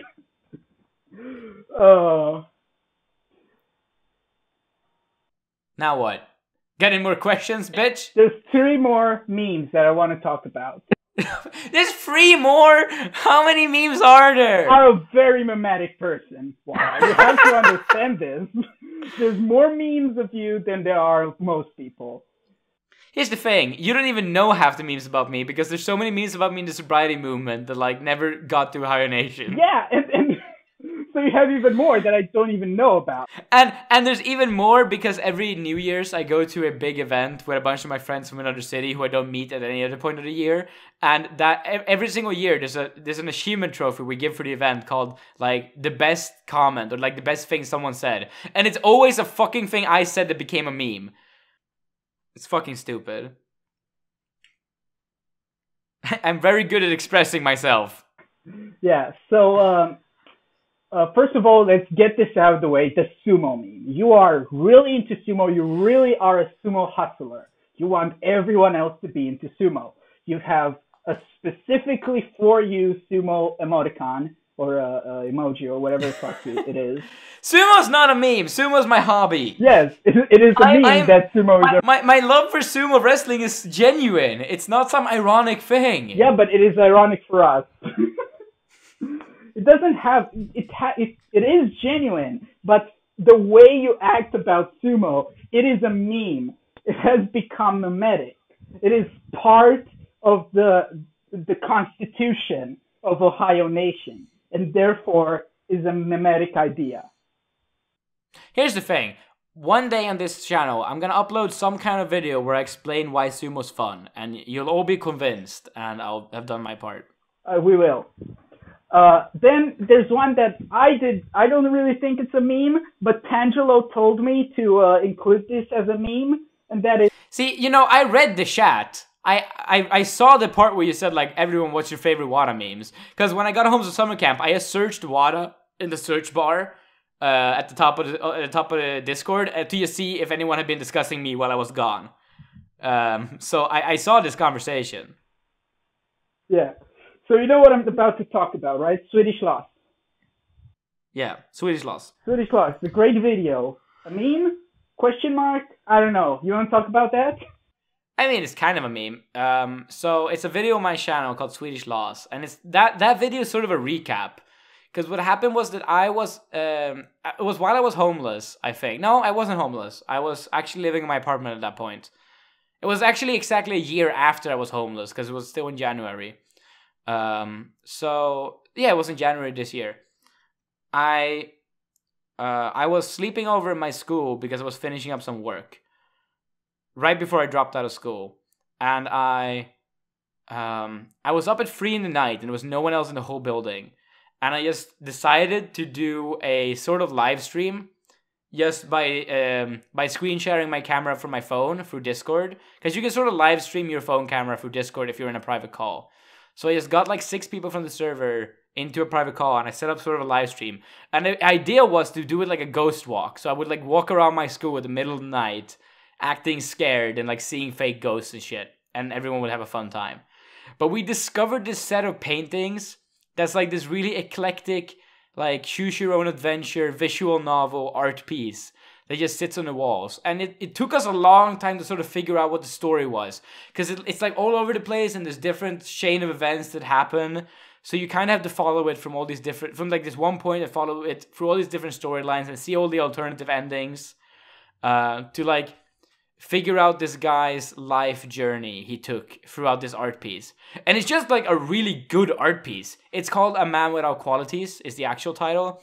We started calling it Swedish Lost because it's like Lost, it's weird and you don't get it. So it was just really fun, you know? It was a good piece of artwork that we found in a very entertaining way. And like the first experience for those 5 people will be very special because it's me like in the middle of the night running up and down stairs to like see different parts of this artwork, which is laid out over 2 floors worth of giant wall. It's like a massive set of paintings.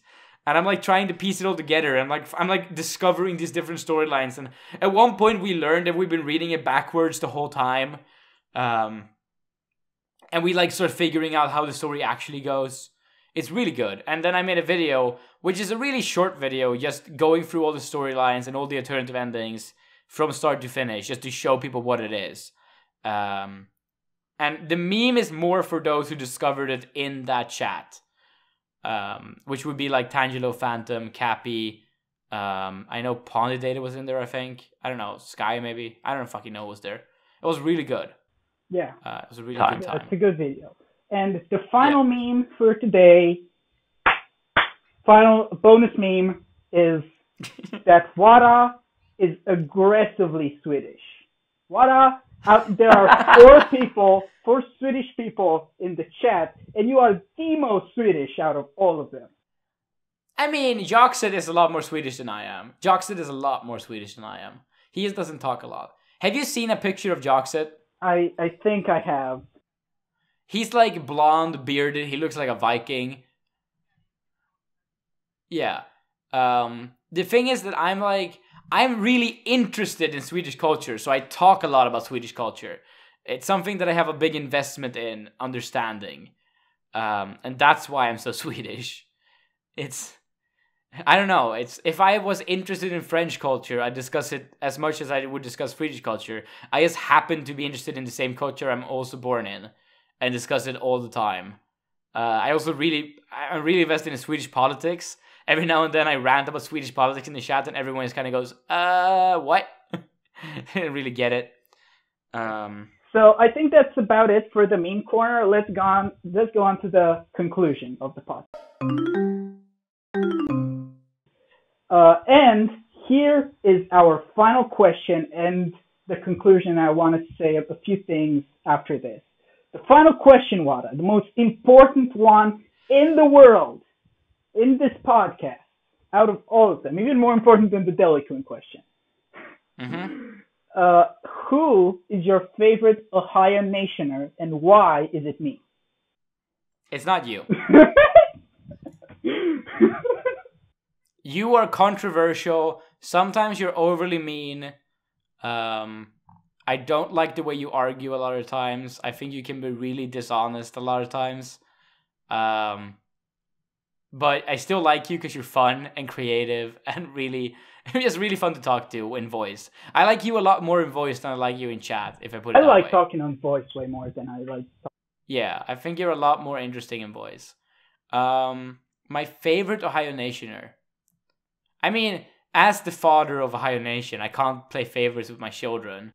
I think I don't have, like, this is not just me saying it. I don't think I have a favorite overall, but I have favorites in different aspects. So, like, I think Mr. Tangelo is the funniest guy in the server. He made the boobs and butt videos on this channel. He always has the perfect punchline to every situation. He's fucking hilarious. And I love him for that. I think that Ash is like the person who made the Devin Darling and Franks video on the channel. Ash is one of the people I identify with the most as a person. We have a lot of similarities in our personalities. Ash was the first person in here I became really good and close friends with. I really like Blizzon. I don't know why I really like Blizzon. He's mysterious and weird and always shows up to movie night, and he has the great voice. He has a great way of delivering a punchline. He's just really fun. I like talking to Brandon a whole bunch because Brandon is like interested in a bunch of different hobbies that I know nothing about, and he's really good at explaining why they're interesting, and that I value a lot. I really think Skydragon is fun because he's just a very genuine person who cares a lot, and he's very like, he carries his emotions on his sleeve a bunch, and it's really easy to get to know him. That's why I really like Skydragon. I like Bailey a lot just because Bailey pushes me to explain myself better, and I think Bailey sees me as like an interesting test subject of how weird a person can be. Bailey's like ridiculously interested in me as a person. I think he'll probably enjoy this podcast a lot, except that maybe that you're in it. But Bailey like sees me as this super weird and unorthodox, strange person who he cannot understand, but desperately wants to understand. And I find it really interesting to be in that position. So talking to Bailey is a lot of fun. He asks me a lot of questions which make me think a second time. I also really like Phantom just because he's always fun and happy, and I can always talk to him. He's always online. He's always friendly. I like Pondidator a lot just because he's a good discusser. He has a good voice. He has a good cadence. Man, I fucking love everyone. I hung out with Isaac in Stockholm once. It was a great day. Fargo is really fun because he gets really engaged when he's into something, and it's very fun to follow. I'm getting to know Bryce more and more recently, and he's really fun. Of course, I hung out with Guns a bunch when I podcasted with him. Guns is just, he's such an interesting guy, and he has so many good things to say. I fucking love Guns in a lot of ways. He's just really fun to hang out with. Doing a podcast with him was great. I'm really sad because he's not as active anymore as he used to be, but whenever he's on, he's just great. Yeah. Like, I fucking love everyone, dude. Sorry if I didn't mention you, person listening. Morten, sorry I didn't mention you, Morten. No, Morten, you're not allowed to mention Morten because he's Danish. Oh yeah, fuck you, Morten. Yeah. By the way, anyone who is in Ohaiyo Nation, I want you on this podcast at one point. Either you make your own podcast if you don't like me and interview people, or come here and I will interview you. Even if we've never talked before, it doesn't matter. That's the point of the podcast, is that... Who have you never talked to? There's a few people. There's like Tangelo's friend I've never talked to. Well, I haven't talked to that guy either. I don't know. I see him as similar to Endless Jest, that like Night Train is sort of just a guest, not really a member. But yeah, anyone who wants to be here, just PM me. Tell me when you would be available and what you are uncomfortable talking about.